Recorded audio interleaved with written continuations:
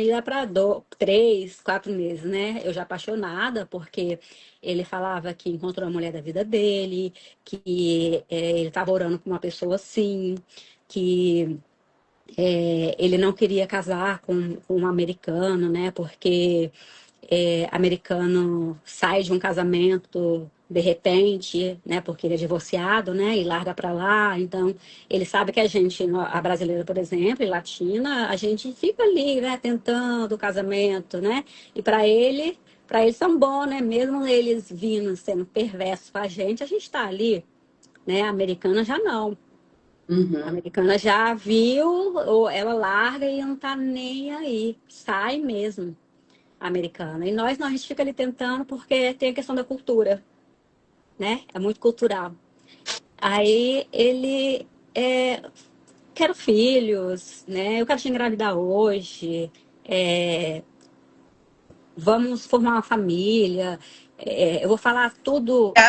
É para a vida toda, né? Já traçando a vida, vamos casar, vamos morar onde, que tipo de casa você gosta, que modelo, me mandou fotos, pediu para eu mandar fotos de casas que eu gostava, de carro, que tipo de carro que eu gostava.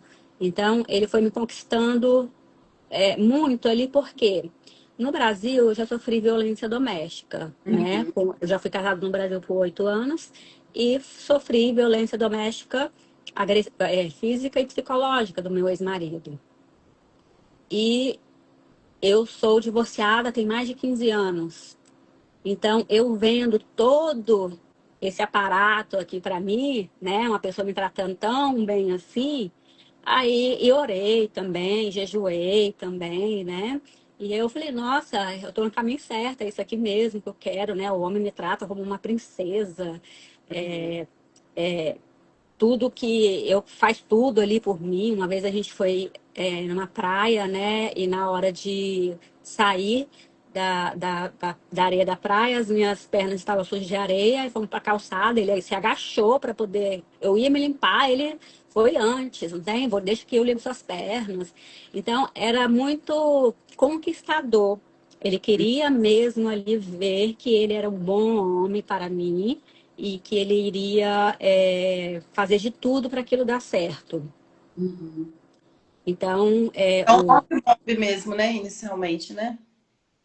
assim, E em algum momento, Vanessa, você começou a duvidar da sua percepção, dos fatos, dos sentimentos? isso foi mais pro meio dessa relação, né? Uma vez eu duvidei, mas depois eu tive a certeza que foi logo no início que ele, é, como a gente morava longe, 1 hora de distância um do outro, ele falou que a gente tinha que morar perto para a gente se conhecer melhor. Aí eu falei, eu não vou morar na sua casa, né? A gente acabou de se conhecer. Aí ele, não, eu vou alugar um quarto para você, aqui do lado tem um quarto para alugar. Aí eu, tá, e fui. Só que aí eu fiquei 3 meses só porque eu percebi uma dinâmica meio estranha. Ele ia só, chegava do trabalho, ia pro quarto, comia a janta, né? Ficava lá um pouco e depois voltava para frente de onde ele morava, né? Que era uma kitnet. Então aí eu comecei a perceber essa dinâmica e falei, né? Está estranho. Aí fui sair, voltei para morar com meu filho. E mesmo namorando, né? Não, a gente continua o namoro, mas não quero ficar aqui, né? Eu tava me sentindo culpada também de estar tendo relacionamento sexual, em questão da religião, né? Do cristianismo. Aí eu falava com ele, aí ele, nossa, Deus ama o sexo. Isso foi Deus que fez, trazer, senão Deus não faria isso e tal. E eu chorava, porque eu estava passando por aquilo, né? E aí eu fui morar com meu filho novamente, continuamos namorando. Aí foi ficando mais sério, né? A gente ficou, eu fiquei, né? Não sei, ele mais apaixonado ainda, gostando mais ainda. E aí eu falei bem assim, olha, você falou lá no aplicativo que você queria algo sério, né? E que queria, o seu objetivo era casamento, o meu também, que a gente coloca na bio, né, o que você quer. Porque tem várias bios aqui. Só amizade, tem um homem que coloca amizade, relacionamento sério, qualquer coisa, né? E na minha, eu já coloquei relacionamento sério, né? Eu não quero amizade. Amizade eu tenho outras pessoas, eu quero um relacionamento sério, porque eu quero formar uma família, eu quero ter uma família aqui. Aí eu falava pra ele, ele, não, sim, o meu objetivo é esse E qual também. que é? Então era relacionamento sério dele? Qual era a bio Sério dele? também. No aplicativo era sério também. Aí, Ou seja, como. tentando fazer um espelhamento, né? Ou seja, já sabe ter uma agenda na cabeça daquilo que quer fazer, né? Tem a vítima ideal, as vítimas ali ideais, né? Sim, Faz um espelhamento, coloca a mesma bio, né? Que sim, é sério, para atrair pessoas que querem também relacionamento sério. Então a vítima ela faz um espelhamento, né? Que a gente conhece e cai. sim. Então Isso é que mesmo. eu costumo até dizer aqui nas minhas lives que a gente tem que ter cuidado com informação, porque informação realmente é controle.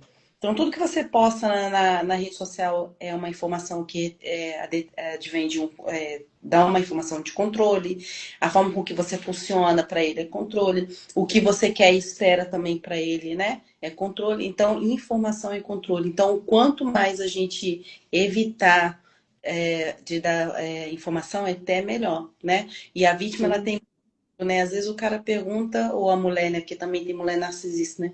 Pergunta uma coisa, a pessoa já conta a vida, conta os projetos, conta tudo. Então a gente tem que começar a ficar quieta um pouco, né? Fechar a boca. Porque é até algo interessante, né? O abusador, ele sabe muito mais, pasme inicialmente, gente. O abusador, ele sabe muito mais da vítima do que ela mesma. Porque ela está em processo de autoconhecimento, na verdade, né? Que é a medida, ela já sofreu. À medida que ela vai sofrendo, ela vai se policiando, ela vai se conhecendo. É como se ela tivesse que passar algumas coisas para poder ir se podando. Então, a pessoa já sabe como que você funciona, tem que ficar de olho nisso. E informação e controle nesse sentido, né? A pessoa já sabe o que você quer, o que você não quer, e começa já a. Meio que me perdi, que eu fui ler um negócio aqui. Mas fala. Mas aí ela já começa a fazer de acordo com o que ela está vendo ali o contexto, né? Um exemplo, se ele viu que se ele quer um relacionamento sério e botou na bio relacionamento sério, é que ele vai ter mais tempo com essa pessoa. Porque os outros homens que eu via que tinha é, só amizade, ou tinha outros termos também que não era nem amizade e nem relacionamento sério, era uma coisa no meio que eu não lembro o termo. Então, aquele homem não tem problema de colocar aquilo porque ele está sendo claro, né? Uhum, Já a pessoa que é narcisista, ela já coloca aquilo ali, né, para ficar até mais tempo. Porque o cara que colocou só amizade, eu já vou sabendo que pode ser só amizade, já está sendo claro comigo, transparente ali, uhum. né? E o outro não. Aí, então, tinha essa questão de. Essa parte que você falou também, para não perder, pegando um gancho, que eles conhecem muito mais a gente. Uhum. Sim, eles conhecem, né? Infelizmente, eles conhecem muita gente. Porque eles vão tapando ali cada buraco que é importante para você. É importante você para a igreja, porque para mim era uma coisa inegociável e algo que eu dei a eles de informação, porque eu tinha saído com uma pessoa antes e depois, na outra semana, eu já convidei para ir para a igreja comigo. Aí a pessoa falou: Ah, não estou preparado e tal, e estava lá no aplicativo cristão. Aí eu falei: Olha, então não dá, tchau, né? Aí eu contei isso para esse meu ex-marido. Aí ele: Não, eu vou na igreja com você, eu gosto de ir na igreja. Eu vou te levar na igreja que eu vou, né? E ele nem ia na igreja, assim. Ele foi nessa igreja depois do divórcio, porque ele não queria se divorciar, porque ele gosta muito de estar com a filha dele, né? Então, se divorciando, ele não ia ter mais a filha. Então, ele foi na igreja meio que buscar ajuda pastoral e foi ali em alguns cultos. Não é uma pessoa que constantemente está ali, ou mesmo uma vez por mês. Não, não é. Uhum. Aí, só que para mim ele, né, eu vou na igreja. E falou até que tinha que colocar o nome para se batizar, né? Aí eu, nossa, uau, ele também vai se batizar, né? Que bom.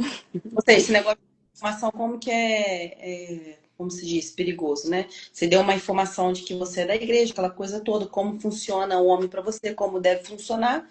ele foi lá e reagiu da E forma fez.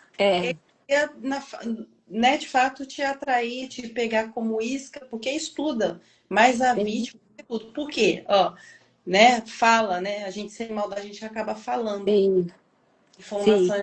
Então ele tem E- uma. Ou seja, ó, você ter noção, eu tenho um paciente que teve uma pessoa que falou que descobriu que depois a pessoa não fumava. Ou seja, essa pessoa foi para aquele hall de fumante, sabe? Fingindo que fumava só para poder atrair aquela pessoa. Então você vê, tudo é uma agenda, né? Cada pessoa presta para um tipo de serviço, ou seja, faz o recrutamento de pessoas, objetifica as pessoas. Seleção e recrutamento. É, para eles as pessoas são só objetos, ele Sim, objetifica. Né? Então, aqui ela vai prestar para isso, aquela vai prestar para aquilo. Então, se essa vai na igreja, eu tenho que me adequar, mesmo eu odiando até a igreja, mas eu tenho que estar ali, né, para ver se eu pego essa pessoa. Não fumo, eu tenho que me fazer de fumante. Então, é um caso sério. É assim que sim, eles funcionam, né? sim. E aí foi indo, né? O relacionamento ele foi seguindo à frente. Uhum. Mesmo eu voltando a morar com meu filho, e a gente continuou se vendo e tal, eu fazendo projetos. Aí foi que ele falou que se a gente fosse casar mesmo, que a gente combinou de casar até setembro do ano de 2025, né? Um ano, fazendo um ano de relacionamento, de namoro, a gente casar. Porque eu falei bem assim. Eu já tenho 40 e poucos anos, você 51. A gente não precisa ficar namorando 2, 3, 5 anos, porque você já teve um casamento e eu também. A gente não é jovem mais, né? E até tem mais experiência, sabedoria, se é isso mesmo que quer. Aí ele, não, sim, ok, ok. Vamos sim, se eu pudesse, eu casava com você hoje, porque Olha eu só. queria um casamento, né? Uhum. Aí eu, não, vamos esperar, né? Até setembro e vamos ver como é que as coisas vão acontecendo. Então, quer dizer, Aí, quem esperar até setembro foi você, né? é, E por ele já casavam. Então, aí ele foi nadando, nadando até chegar na sua data, né? é, Complicado. sim. E aí, com isso, a gente foi, ele falando isso, né? Ele falou assim: olha, a gente tem que morar juntos para poder a gente ver se vai dar certo, né? Você morar comigo e tal. Aí eu relutei, assim, durante um mês, não queria. Aí eu falei assim: não, quando chegar setembro, a gente casa, né? É, aí ele bem assim, não, eu prefiro que a gente more junto, né? Sexo. E a gente até conversava sobre sexo, né? Ele queria sexo todo dia para ele, né? E eu Uhum. falei bem assim, não, para mim não rola sexo todo dia, não. E ele meio que querendo me impor aquilo, tipo, eu só continuo o namoro se tiver sexo todo dia. Eu falei, então tá bom, nós vamos continuar o namoro. E eu era bem simples e reta. No início de tudo, até eu ir pro fundo do poço, eu era, ó, não quer não? Tchau, né? Não tá negociável, então não dá. Eu era forte no início, né? Mas aí depois, com o abuso psicológico, né?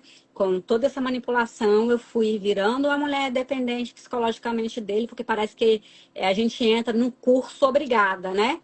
Um Uhum. curso como fazer, como ser dependente emocionalmente de uma pessoa. Aí eu peguei, relutei um pouquinho e depois eu falei, então tá bom. Eu pensando pra mim, já que é o homem que eu vou casar mesmo, ele é muito bom pra mim, né? A gente vai ter filhos, tá dando tudo certo aqui, a gente já tem planos, a gente conversava de tudo, futuro de tudo. Então eu vou, então eu peguei e fui morar com ele. E depois, morando com ele, assim, uns 3 meses depois, eu tive um diagnóstico de câncer no útero, aí que eu tive tirar parte do útero, né? E ficou 2 meses ali, eu com bem mal psicologicamente, mas ele sempre ali do meu lado, indo comigo para o médico, me acompanhou e tudo, né? Aí depois eu tive um prognóstico de outro câncer nos ovários, mas aí depois foi, um mês depois de investigação, foi descartado. Aí voltamos à vida normal, né, de casa ali, e sempre. Aí depois, vamos supor, uns 8 para 9 meses, assim, não, uns 9 meses de relacionamento, eu já lá morando com ele, porque eu morei com ele 6 meses antes de casar. Aham. Aí eu morando com ele, eu comecei a perceber que aí eu comecei a ver os sinais, entende? Algumas coisinhas, mas bem de leve, porque a pessoa que é narcisista, ela não deixa transparecer, ela é boa, ela não deixa transparecer, né? Então eu comecei a perceber uma coisinha ou outra, ia caminhar comigo, né? Que a minha psicóloga falou, olha, Vanessa, você tá mal, né? Psicologicamente, tenta fazer uma caminhada. Aí ele ia comigo no início, aí depois não foi mais, né? Aí depois não tinha mais restaurante, era só comer em casa. Depois não tinha mais flores, depois tudo mudou. Uma vez eu tive uma enxaqueca tão forte que eu estava participando de três, como voluntária, né, no culto da minha igreja, três cultos. Eu até contei isso nos meus stories, Uhum. que quando eu cheguei em casa, eu queria só chegar em casa, estava dirigindo, porque a enxaqueca a gente abaixa, dói tudo, né? Cheguei em casa, ele estava deitado, ele não foi na igreja, ele já não estava indo mais na igreja. Aí que ele Uhum. mostrou, né? Não estava indo mais na igreja, ele estava deitado na cama. Aí você pode comprar para mim um remédio para dor de cabeça? Ele, ah, não vou, resmungou, brigou. Ah, não vou não, você veio da rua agora, porque você não comprou. Ah, eu tô cansado de ficar em casa sem fazer nada, tava no celular, né? Aí eu falei, não, tudo bem, eu vou lá comprar. Aí eu fui comprar sozinha e ele nem foi, tipo assim, não, pode deixar que eu vou.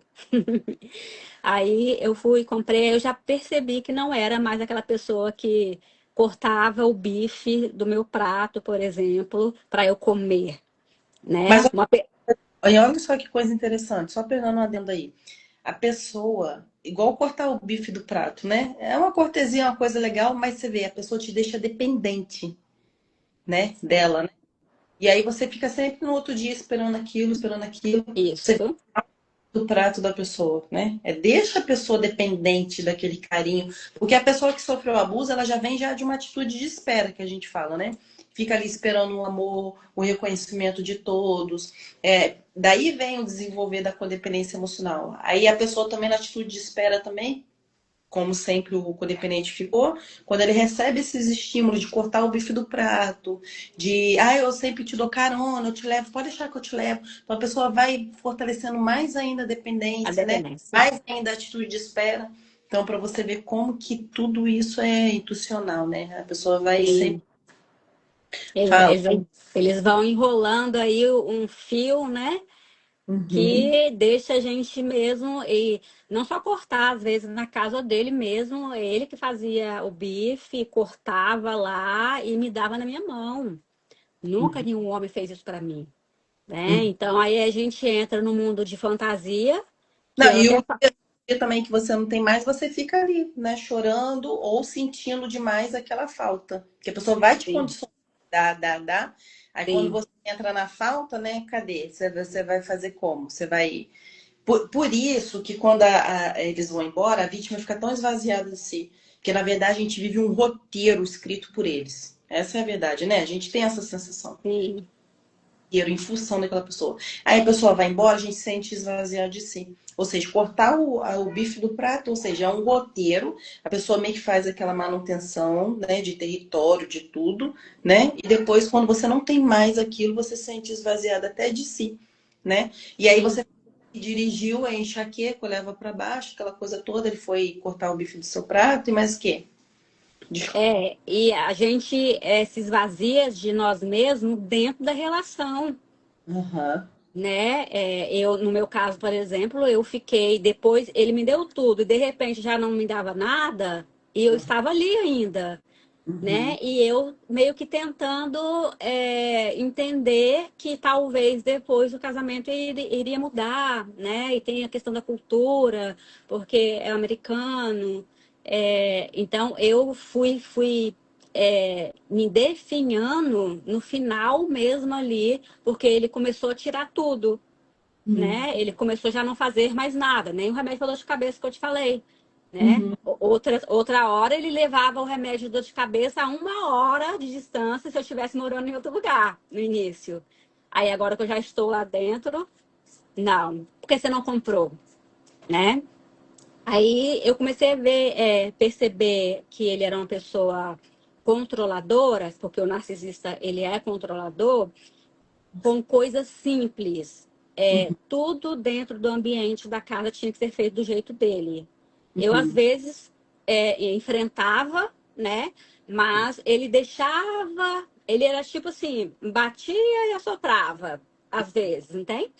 Uhum. Aí tudo tinha que ser do jeito dele. Se eu fosse fazer. Aí depois eu comecei a fazer o bife, porque ele já começou a não fazer mais o bife, né? Uhum. Aí eu fazia o bife e tinha todo um preparo para fazer o bife. Tinha um papel lá específico que tinha que abrir em cima daquele papel, tinha que pegar delicadamente para colocar na grelha ali o bife, né? Uma Daquele pertur- jeito. Uhum. Como? Não te ouvi. Uma perturbação, na verdade, né? E o dia que não foi Sim, papel, né? sim, sim. E ele ficava de lá da cadeira dele olhando. Aí eu virava assim, eu fazia assim, né? Uhum. Aí, nada não.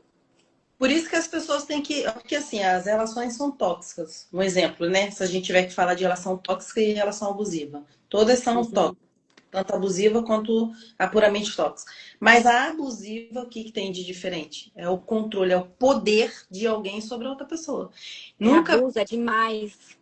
nunca vai ser uma relação, né, horizontal, em que para os pratos todos são iguais, estão ali construindo, não. É sempre uma linha vertical, é um mandando e eu tô obedecendo na cabeça deles, né? Então eu ficava Sim, só observando se você ia cortar dentro daquele papel, e aí? sim. Aí tinha vez que eu fazia de alguma forma, automaticamente, né? Porque eu sou uma pessoa normal para fazer um bife normal, não tenho Uhum. todo esse controle. E aí ele levantava já, não, não, não, deixa que eu faço, deixa que eu faço. Aí já fechava a cara, né? E fazer. A questão de comida, por exemplo, quando eu ia pegar vamos supor, um chips de proteína que ele comprava, Uhum. porque proteína, né? A gente come bastante proteína aqui. Eu ia pegar, olhava assim, ele tava olhando. Aí eu, o quê? Ele, não, nada não. Então, isso começou a me deixar, tipo assim, pisando em ovos dentro da Uhum. casa, o que eu poderia. Aí eu já não pegava mais, eu ficava com aquilo assim, não vou pegar os chips mais.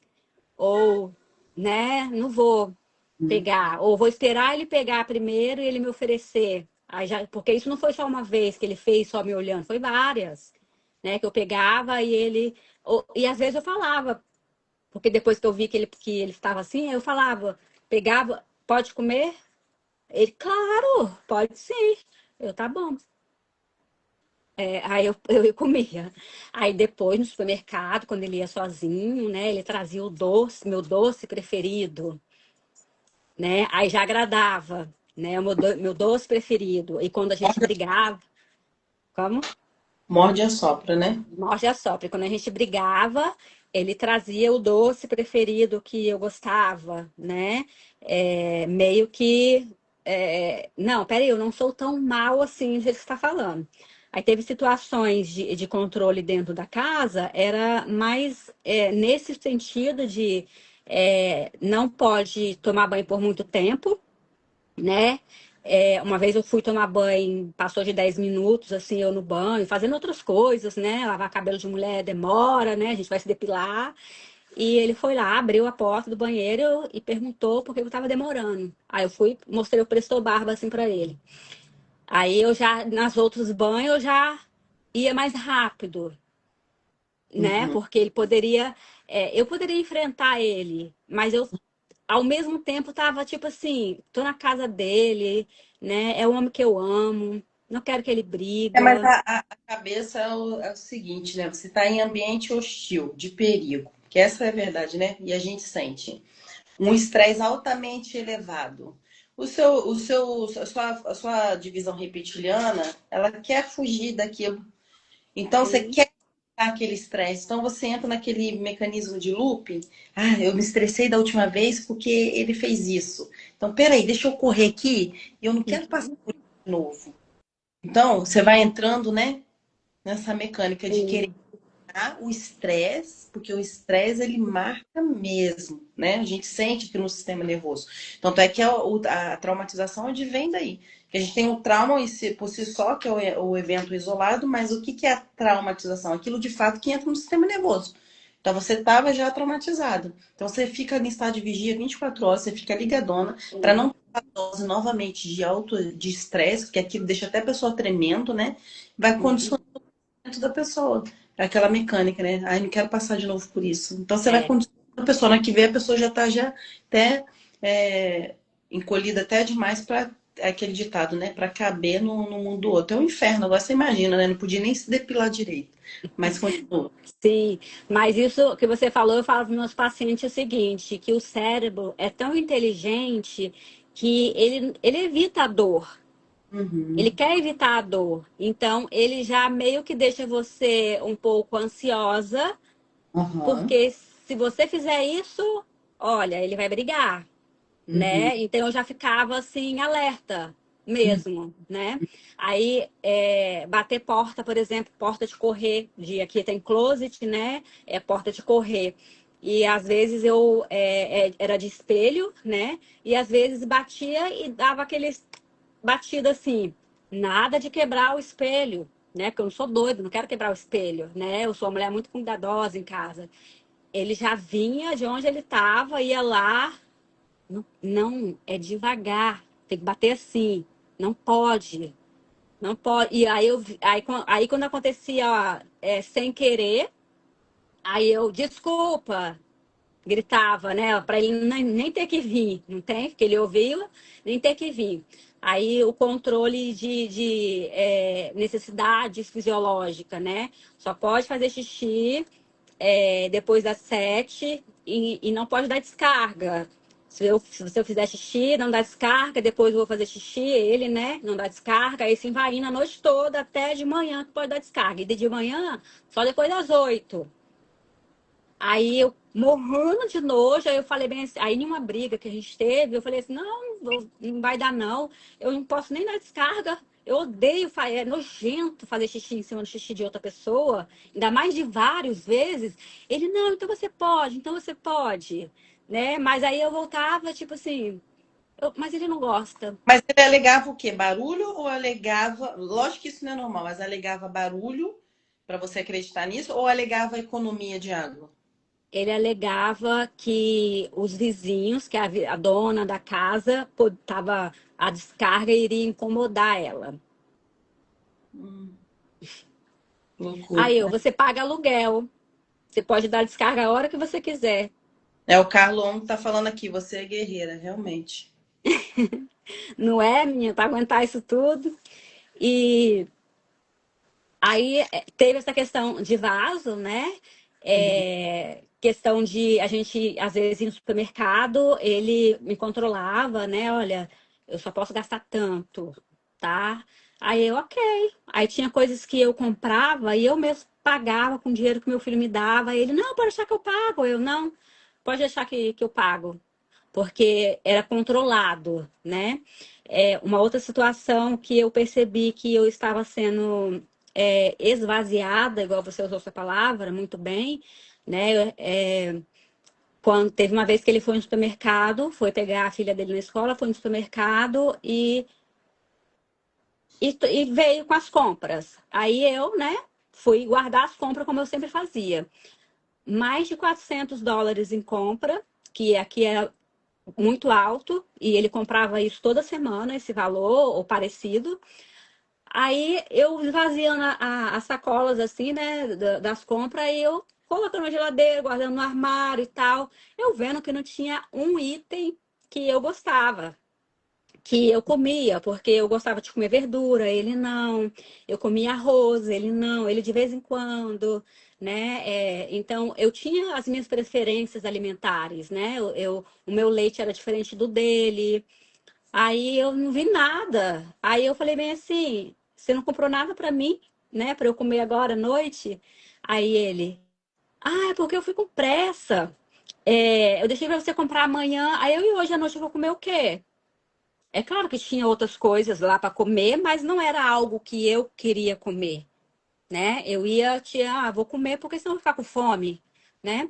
Aí eu falei assim, você foi rápido, você comprou 3 tipos de sorvete, você teve que escolher 3 tipos de sorvete, você comprou pizza, você comprou 400 e poucos dólares, e foi muita coisa, e você foi rápido no supermercado, ele quis justificar que ele foi rápido, mas como que a pessoa vai rápido e escolhe 3 tipos de sorvete? Porque eu não poderia ir ali pegar ali uma abóbora que ele sabe que eu gostava, ele sabe das coisas que eu gostava.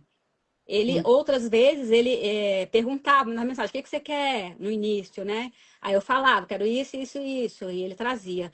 Depois, aí eu fiquei tão assim, me sentindo descartada, que nem um leite eu poderia tomar naquela noite, né?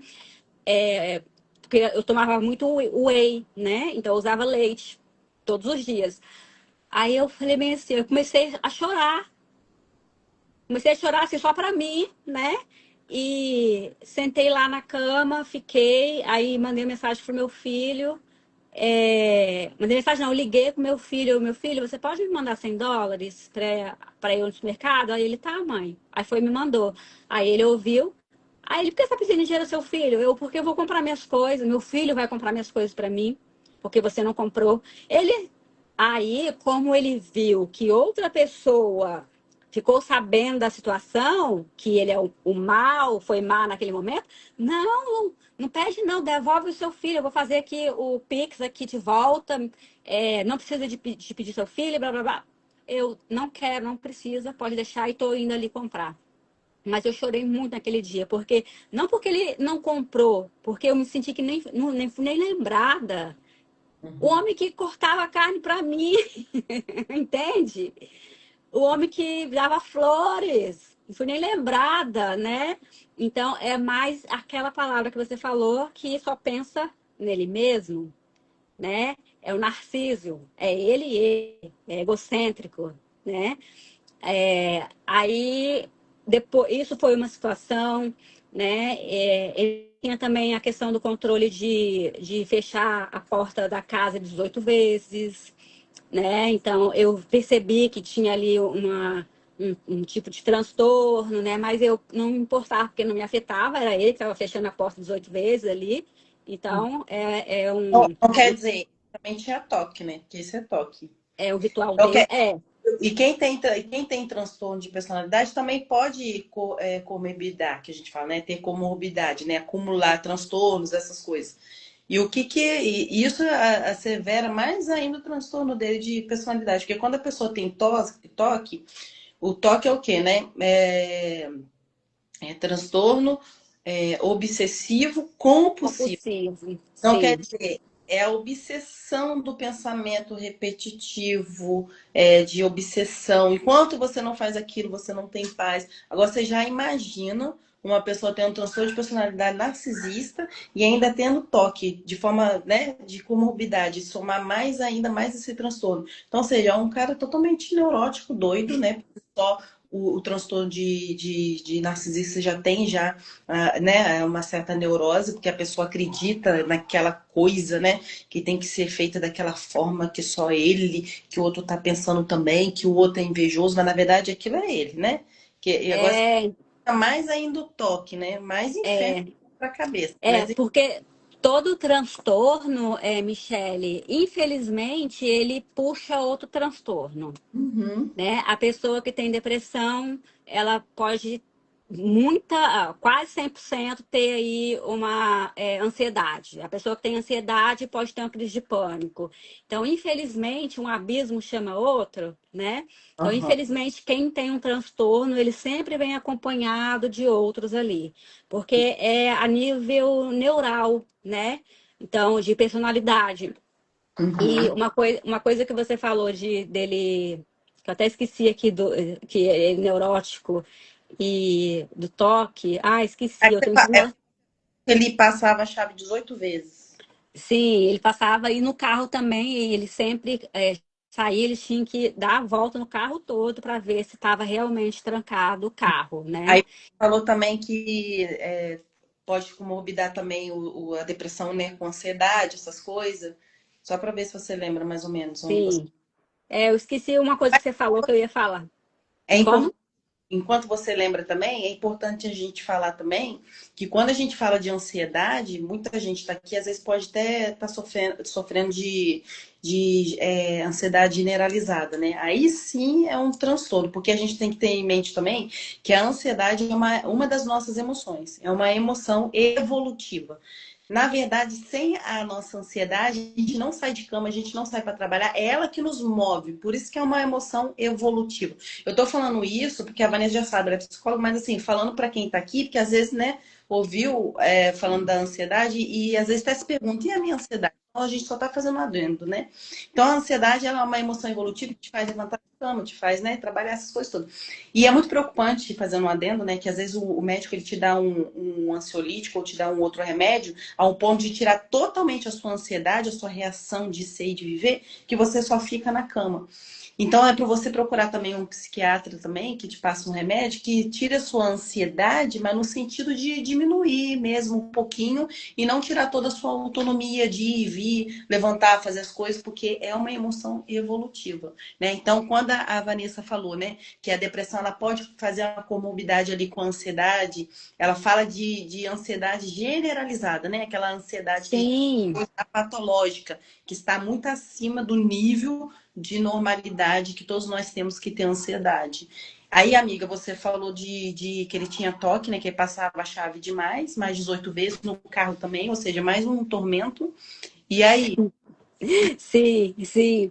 É, Então, aí esses tipos de comportamento dele dentro de casa, né? Aí eu já ficava assim, pisando em ovos, como eu te disse, não podia, por exemplo, acender vela. Eu amo o cheiro de velas, né? Eu amo o cheiro. Aí não podia acender. Aí, porque ele falava que ia pro pulmão, ia dar ruim. Ok. Eu falei bem assim, então vou comprar natural. Comprei a natural de uma brasileira que vende aqui. Ele, mas mesmo assim eu acho que não. Ele, tudo que eu trazia era errado. Só o dele que estava certo, estava bom. Não, é isso aqui que você tem que usar. Não, é isso aqui. Não, isso aqui você não vai usar, não. Então era um ambiente totalmente controlado. Uma coisa que ele fazia também, quando estava dando baratinhas, né, lá na casa dele, eu queria passar o spray, né, para matar barata. Não, não pode passar o spray para matar barata. Aí eu falei bem assim, e quando tiver barata aqui e você não tiver, eu vou fazer o quê? Né? Aí eu mesmo assim eu passava o spray escondida. Eu passava o spray escondida para ele não ver e deixava um pouco a casa aberta para o cheiro sair para quando ele chegar ele não sentir. Era uma prisão, amiga. Era uma prisão. E depois que eu vi, né, eu já estava lá dentro. Aí depois teve a questão de desrespeito dele também, né? A gente passar, depois que eu percebi isso, né? A gente passava na rua, ele de carro, ele olhava para a mulher assim que estava passando na rua. E aqui nos Estados Unidos as ruas é praticamente deserta. Se tem passando duas, três pessoas já é muito Uhum, na rua, né, dos bairros. Em uhum. Miami não, porque é tipo Nova York, é muito cheio, mas dentro dos bairros, então aí ele olhava. Então eu sabia que ele estava olhando para a mulher que estava ali, né? Aí, ok. Aí ele falou que eu era doida porque ele não estava olhando mulher nenhuma, né? Aí entra aí até aquele filme, né? Gaslight, né? Que tem que o homem falava É, com a mulher, essa luz está apagada, acesa. Aí ela tá apagada. E estava apagada, né? E ele fez ela acreditar ali que estava acesa e vice-versa, né? Então ele fazia muito isso comigo. Ele, não tô olhando para a mulher. E eu ficava assim, gente, mas será que não tá olhando mesmo? Ah, ok. Aí depois eu fui vendo que ele não conseguiu sustentar, né? Aí outra vez ele foi olhar, né? Outras vezes. Aí eu falei, você fica olhando para a mulher na rua, isso é uma falta de respeito comigo, até com a minha autoestima, né? uhum. Aí ele falou assim, é porque eu achava que poderia ser minha vizinha. Aí eu, ok. Aí outros dias, outro bairro, outro lugar, olhou para a mulher de novo. Aí eu, sua vizinha que tá passando ali? Então já não era algo que a gente consegue desmascarar, né? Mas mesmo assim, aí ele sempre tem uma desculpa, aí ele. Ah, mas é porque eu tenho 51 anos, 50 anos já, é uma coisa que já acontecia com a minha ex-esposa, ela sabia, é uma coisa que é automática, eu não consigo evitar, eu consegue. Se você quiser, você consegue. Ou então você é doente, tem uma personalidade doente, né? Aí a questão disso e de ele achar que está sempre errado e não buscar terapia, eu lembrei.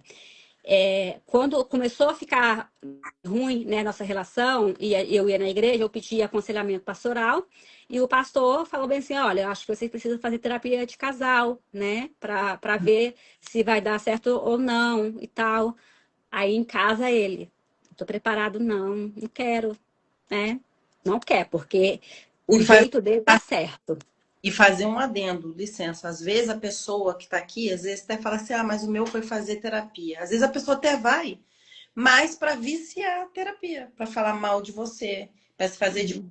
você sair como uma doida, Uhum. né? Mas terapia por si só não querem terapia. Mas falo. Sim, aí ele falou que não estava preparado. Aí eu, a boba, achava que depois de casado, talvez ele fosse fazer, né, terapia. Aí outras situações que ocorreu também, que eu tive até uma crise de pânico, eu perdi uma chave da casa, né? Eu vivia muito em biblioteca, porque eu não podia trabalhar, visto de estudante, ele, né, estava me sustentando financeiramente, estava morando com ele, a gente ia casar, aí eu vivia muito na biblioteca. Aí em uma dessas minhas idas de biblioteca, eu perdi a chave, normal, né? Aí eu liguei para ele, era 1 hora da tarde. Aí falei: Olha, perdi. Você quer que eu passe aí para buscar no seu trabalho? Ou eu espero aqui, vou para a biblioteca e volto? Aí ele me descascou. Você é uma criança. Como é que você perde uma chave? Ninguém perde chave. Aí eu, como assim? Qualquer um pode perder chave. Ele, eu falei com ele: Você nunca perdeu chave? Só se eu tivesse bêbado. Só bêbado que perde chave Olha, e olha tal. como é interessante, rapidamente, para quem está em casa, tá? Isso tudo a Vanessa já sabe, mas só para quem está em casa, pegar um gancho na fala da Vanessa. Quando ele fala assim, você é criança, tá perdendo a chave, essas coisas, na verdade, uma das características deles é que eles são bem criancioloide, né? Vamos dizer assim, né? Bem infantil. Mas quando fala isso, quer dizer, ele está se autorregulando em cima dela, né? Ou seja, já está provocando para ter o prazer de ter o prazer de que está mexendo com ela, porque como que pode uma pessoa estar casada com a outra, né, adulta, e ser chamada de criança? Isso irrita imensamente. Então, ele fazia essa autorregulação para ver a sua reação. E provavelmente também os pais dele deviam tratar, ou quem criou ele devia tratar ele dessa forma, né? De que você é criança sem responsabilidade, porque já são um adulto sem responsabilidade afetiva nenhuma, né? Sempre transporta para o outro a responsabilidade. Então é uma forma de sempre tirar a culpa de si, passar para o outro, se autorregular em cima do outro para ver a reação do outro. E uma das coisas que irrita é isso, né? Uma pessoa adulta casada e sendo chamada, mas para ver a sua Sim, reação, você vê mais uma. sim. É muito padrão, né? É muito padrão. É. Fala. E um outro padrão que eu achei uma coisa bem cruel, né? Igual as pessoas me perguntaram, nossa, você ia lavar roupa em outro lugar, não tinha máquina em casa, nos Estados Unidos? Aqui nos Estados Unidos, gente, tem casas que não tem máquina de lavar, tá? E ele morava em uma estúdio, a gente fala estúdio, né? Mas é tipo uma kitnet aqui. Eu vou falar, me lembra que eu vou falar por que que ele morava na kitnet.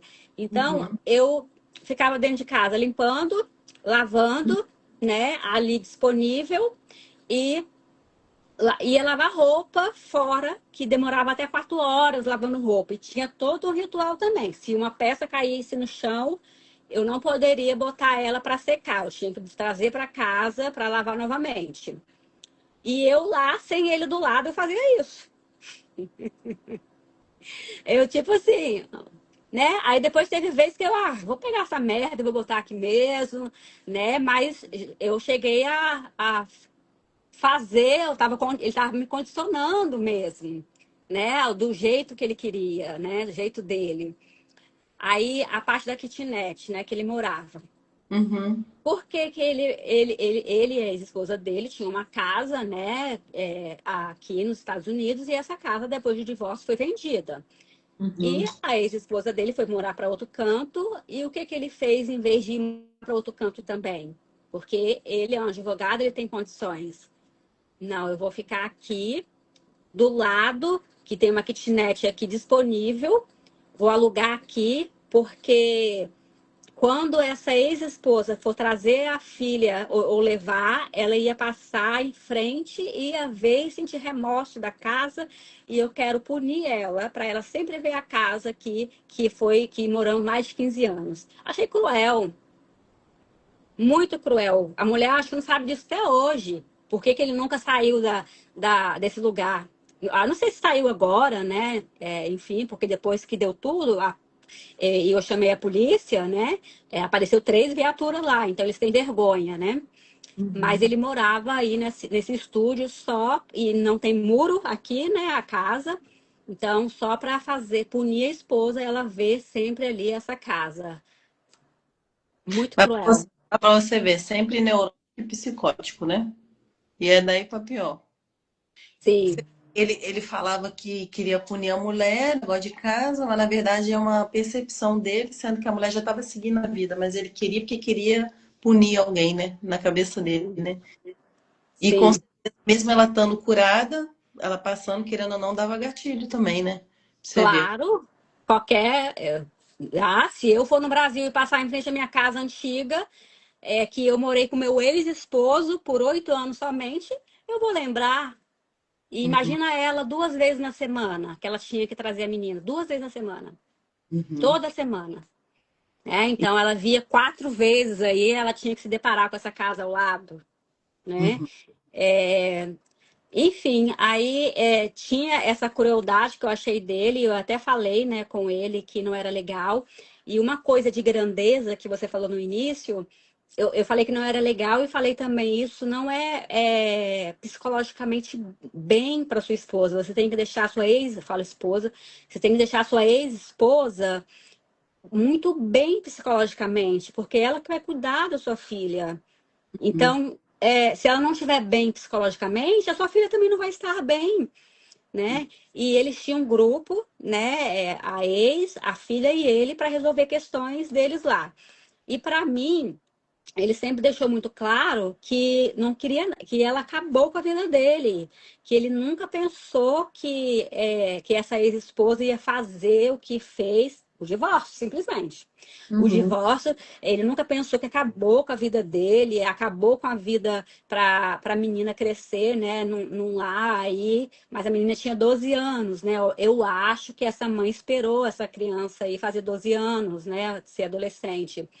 Aí ele sempre crucificou ela e falava que não tinha perdoado ela ainda no coração dele, na igreja, né? O pastor às vezes tinha uma palavra de perdão. Aí eu falava, você viu a palavra de perdão? Ele, sim, mas eu não consigo ainda. Tipo assim, maior cena. Aí ele falava alguma coisa, você não precisa nem ter ciúme dela, porque eu só falo com ela a questão da minha filha. Aí, quando eu fui olhar o celular dele, ele me autorizou no início da relação a olhar o celular dele. Porque eu falei bem assim que ele estava muito, muito estranho. Aí eu falei assim: olha, se não deixar o celular aí aberto, a gente termina e tudo bem. Para mim é inegociável. Quer? Ah, não, quero. Só não olha a conversa com a minha filha particular, nem com meus pais e nem com a minha amiga. Eu, ok. Eu queria ver se tivesse, se olha para outra mulher, né?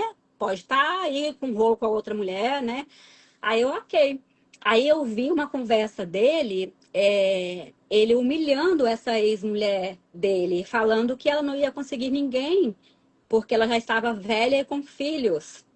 E ela foi e falou, ela também é advogada, né? Ela foi e falou: você vai pagar por isso que você está fazendo. Tipo assim, ela não gostou, né? É um abuso. E depois descobri que ele tirava fotos nossa no início da relação, por isso que eu falei bem assim que estava muito estranho. E se você não deixar eu ver o celular, não deixar o celular aberto, eu vou achar que você está com alguma outra mulher. Então, a relação para mim é assim: se não for, ok, tchau, cada um segue seu rumo. Aí depois eu descobri que ele mandava foto minha para o grupo com a filha e a mãe, falando que, olha a mulher que eu estou agora. Olha, é tipo troféu, não tem? Como se eu fosse linda e maravilhosa. Eu sou linda e maravilhosa. Mas é, fazendo tipo assim, nem sei como é que se fala, um bullying, né, com a outra pessoa. Olha, ela é muito linda. Onde eu vou com ela, as pessoas param e olham, porque os americanos aqui, eles gostam do diferente, né? A gente é diferente, então para ele é interessante. No Brasil, gosta de mulher louras porque a população brasileira é mais homogênea, né? Aí vê uma loura de olhos verdes, é linda e maravilhosa, né? E aqui se vê uma latina, é linda e maravilhosa, é o contrário, né? Não dá valor aí à própria raça, vamos dizer, né? Uhum. Acho interessante a outra raça, porque é diferente para eles. Aí ele mandava fotos minhas e falando isso. Aí eu falei assim: olha, nunca mais manda foto minha para sua ex-esposa, para o grupo da sua filha. Isso não se faz. A sua filha está ali. Eu vi você discutindo com a sua mãe, com a sua filha, vendo tudo isso e tal. E vi também você em outros momentos mandando um meme para ela, para essa ex-esposa. Em outros momentos falando coisa de política, outros momentos falando coisa, olha, vai ter um apagão em tal dia. Tipo assim, como se fosse um amigo. E para mim, o que ele falou? Não quero papo nenhum com essa mulher. A única coisa que eu quero é só falar sobre minha filha. Então, ele era incongruente, Uhum. né? Comigo, ele falava para me deixar, né, tranquila. Não quero nem ver ela, não quero papo com ela. Mas já lá nas mensagens, tinha até memes que ele enviava para ela. Nossa, que louco. É a prática muito diferente do que fala, né? Complicado. Sim, Então, amiga, você sim. falou que parecia perfeita, né, inicialmente. Você falou que começou a duvidar da sua própria percepção de fato, esforçava o tempo todo para agradar. Ele sempre transferia a responsabilidade, ou seja, eles não têm responsabilidade afetiva. Jogos emocionais, a gente sabe que sempre existe. Dentre esses itens, você quer voltar nesses itens? Algum deles? Tinha alternância de afeto e briga? Como que era, assim, na sua percepção? Porque a gente sabe que é bem padrão, mas como que era a sua percepção, assim, de alternância de briga e afeto? Porque isso confunde demais, né? É uma dissonância Sim. que eles fazem. Tinha, por exemplo, se eu fizesse algo que ele não gostava dentro de casa, ele, você tem que ir embora, né? Você vai embora porque não tá dando e tal, você não entende, parece que eu estou criando uma criança. Hum, uhum. Aí, aí eu falei assim, tá bom. Aí, menos de uma hora, ele, não, não vai não, fica aqui, porque você me aborrece muito, né? Você tem que parar de fazer essas coisas, a gente só briga, mas a gente só briga porque você faz umas coisas que só Jesus na causa, né? Misericórdia. Aí direto ele mandava eu ir, aí voltar, aí a minha cabeça ficava assim, tipo assim, pô, tô sendo descartada e depois chama de volta, né? A alternância, né? Sendo descartada e depois chama de volta. E meio que finalizando, mas depois se alguém quiser perguntar alguma coisa, Carlão tá falando aí, pessoas assim não vão, não entendi. Amiga, ele é um avarento. Sim, amiga. Só no início para conquistar que foi restaurante chique, mas depois ele me Nada. levava para comprar roupa no início, me mandava escolher o que eu queria na loja, né? Que ele ia comprar para ele. Ele era Uhum. aquele tipo de pessoa que ficava olhando no espelho se estava bonito, sem camisa, né? Ele era não tem o narciso, a palavra narcisismo, né? Vem do Narciso, de Freud, eu acho que é, né?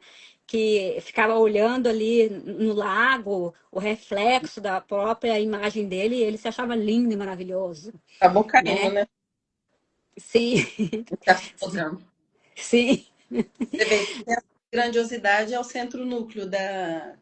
É igual muita paciente fala, tá, juntou todos essas características, as 9 do DSM-5, minimamente as 6. Mas qual que é o ápice? Aí eu falo, o senso. Grandiosidade. Se tiver o senso de grandiosidade, então Não, eleva ele forte. estava certo em tudo. Uhum, Eu estava errado em tudo, ele estava certo em tudo. Aí chegou um tempo que, sabe que você, eu como psicóloga, você não briga com doido, uhum. né? Ele não vai mudar de opinião. Então eu só ficava assim, é verdade. Ah, não, tá bom. Né? Ele vinha com alguma questão, eu, não, tá bom. E achava que as pessoas, quando ele ia lavar roupa, né, estavam olhando para ele, estavam me olhando e tal. Eu fui encarar ele também.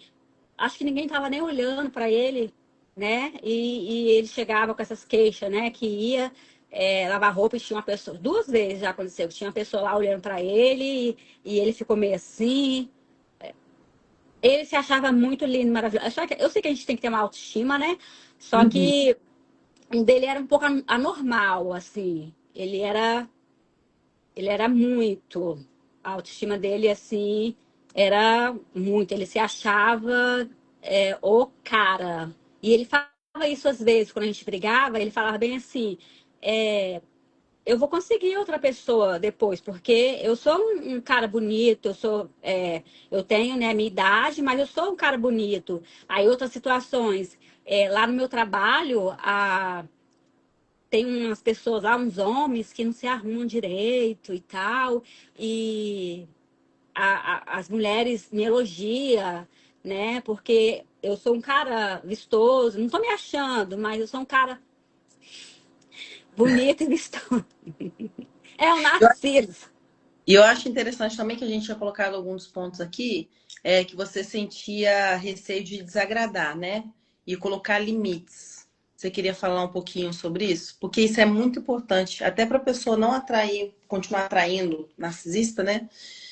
Porque é colocando limites, criando bordas, né? Porque inicialmente, quando você cria bordas, limites, o que que você faz? Você assusta o outro, né? Você deixa de Sim. ser um em potencial, vamos dizer assim, né? E as pessoas terem noção que hoje você atraiu um narcisista, possivelmente você possa atrair novamente também, porque se você tem uma personalidade codependente, você tem que colocar bordas, limites, né? Mostrar ali, até de fato também para assustar, para ver se é um repelente, na verdade, né? Então você tinha receio de desagradar e colocar limite na sua relação? Então, tem uma linha muito tênue em relação a isso.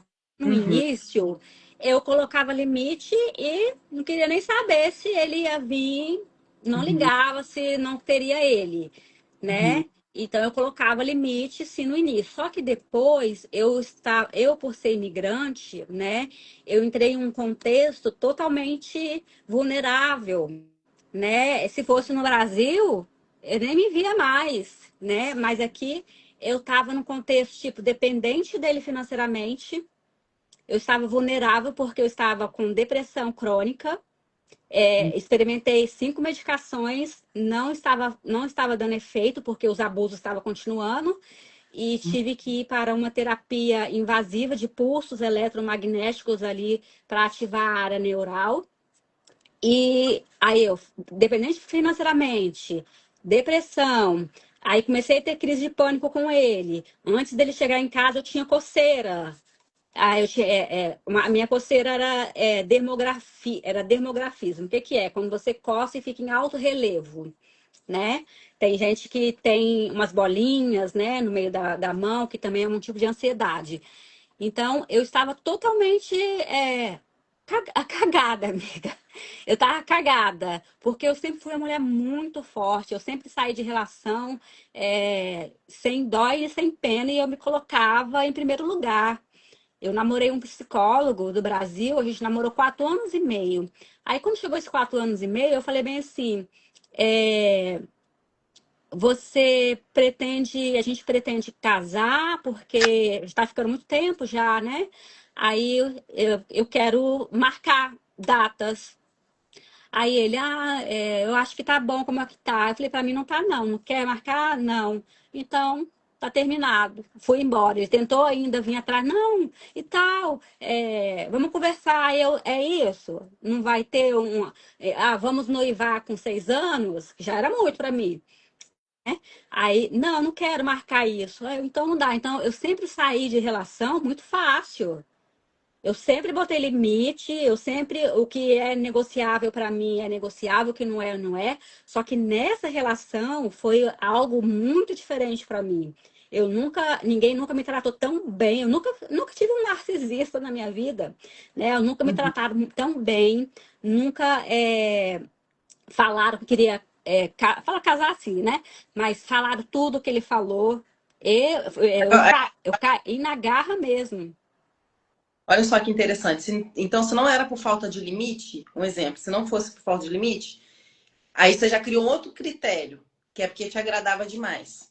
Então, vai vir um outro relacionamento. Olha só como isso é importante. Vai vir outro relacionamento para quem está em casa, porque a Vanessa já conhece essa mecânica. Então, você já colocou limite, mas esse te agradava demais. Aí você já vai para o outro relacionamento, você já sabe, colocar limite e não se atentar só pelo agrado. E o que eu tô Sim. querendo dizer? Que a cada relacionamento, o codependente ele vai galgando em aprendizados, né? Uhum. E a pessoa se achar também que nunca vai atrair, nunca mais vai atrair um narcisista, ela tem que estar sempre atenta, porque a probabilidade é grande. É muita. A gente é codependente emocional.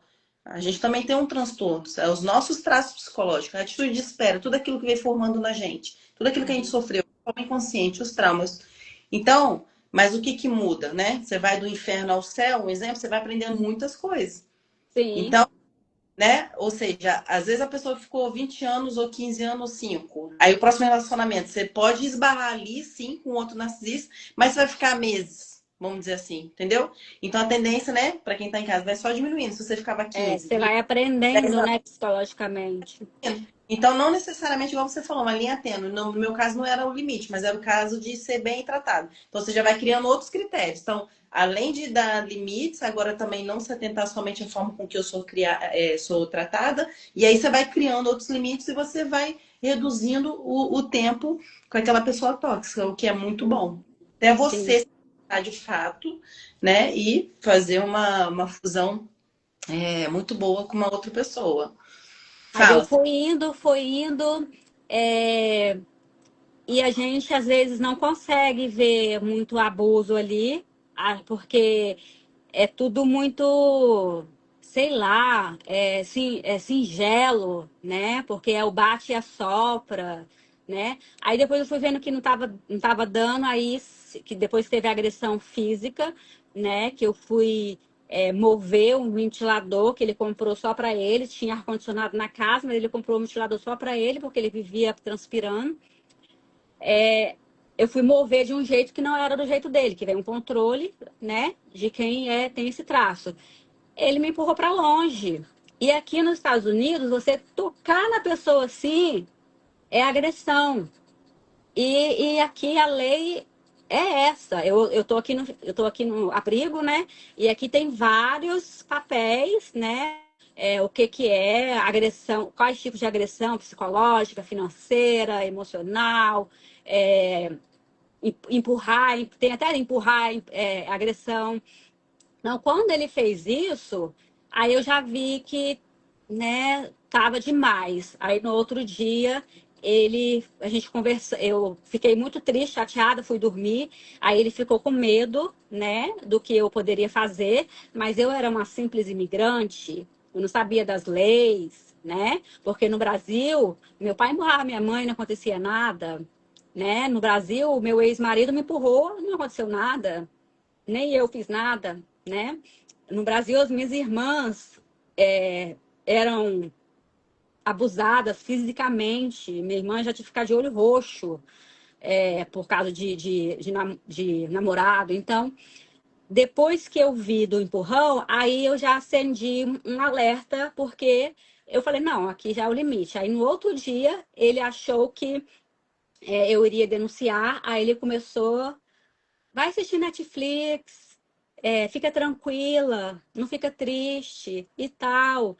Aí até antes aí quando ele chegou conversando e tal, ele sorrindo, aí ele foi e soltou. Não, a minha ex-esposa, ela falava, se eu tocasse nela assim, ela chamava a polícia. E você me deu um empurrão, me jogou pra longe, e eu não chamei a polícia, né? Ele quase teve um filho. Aí ele brigou comigo, brigou.